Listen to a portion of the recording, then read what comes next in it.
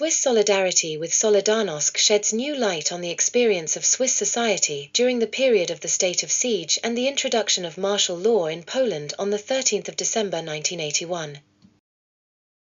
In response to the difficult situation in Poland, a broad movement of solidarity and support for the Solidarnosc trade union will be implemented in Switzerland and around the world. We shall here follow the individual and collective journeys of Swiss men and women and listen to their testimonies about the value of this human and personal adventure. In front of us is an endless parade of tanks alongside a population trying as best as it can to get on with its daily life. Placing itself on top of this photo, a free Solidarnosc poster published in Switzerland. But what links did Switzerland have with Poland at the time? To find out, let's take a step back in time. At the beginning of 1981, the Solidarnosc trade union is already well known and of interest to the Swiss trade unions, who call it, and I quote, a true self-managed trade unionism. In May 1981, Swiss unionists decide to go on a study trip to Poland, where they would meet Solidarnosc members and visit a number of companies. Half a year later, it is the turn of 13 Polish trade unionists from various trades to come to Switzerland. But during their stay, a coup de force takes place in Poland and a state of war is declared. After 16 months, the Solidarnosc movement is banned. It is a worrying time for the 13 trade unionists in Switzerland, but they quickly decide to continue their struggle here for the restoration of human rights in their country. The reaction from Switzerland is equally swift. The day after the state of war was declared, the President of the Confederation sent an appeal to the Polish government to release those arrested. However, the Swiss government remains rather discreet, not wanting to interfere too much in Poland's internal affairs, and it is the people who take up the slack. On the 19th of December 1981, 10,000 people from all over Switzerland gather in Bern. They require the release of arrested and imprisoned trade unionists in Poland. Their demands are voiced in all national languages and animated by colorful banners. The demonstration in Bern is linked to an international conference in Zurich in support of Solidarnosc, attended by members of the movement and sympathizers from Europe, the United States and Canada. The conference in Zurich took place in response to a request from Solidarnosc's exiled members. They are working from Switzerland to inform the public and governments about the fight for civil liberties in Poland and to set up support committees in various European capitals. In Switzerland, the reply to their request comes from the Swiss cantons in a typically decentralized Swiss way. Movements with a multitude of local factions are organized. These trade unions and associations mobilize for various reasons: political, apolitical, religious, or simply out of moral tradition.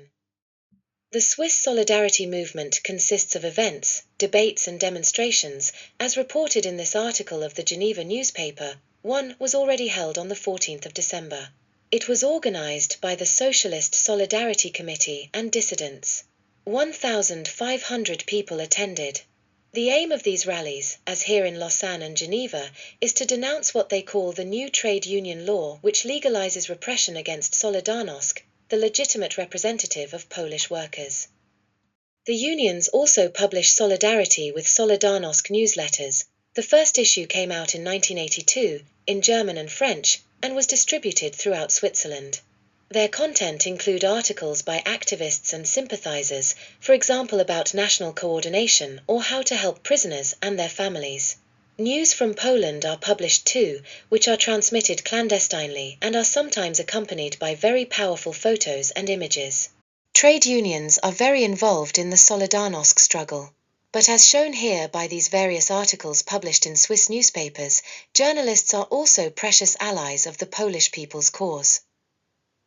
And various committees organize fundraising events, exhibitions, screenings of films such as Andrzej Wajda's Iron Man, and theatrical performances take place all over Switzerland, such as here in Monte and in Vidi, where the performance was a great success, with 800 people attending.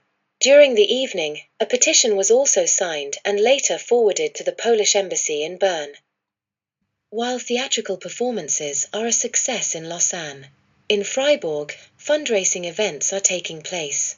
Catholic circles work alongside trade unions, socialist and university activists for Solidarnosc. Many of the students are from the Canton Ticino. And, as a sign of unity with the Polish people, this magnificent cross surrounded by candles was also created. It's also from Freiburg that a humanitarian aid convoy will be leaving. You can see its team on this photograph.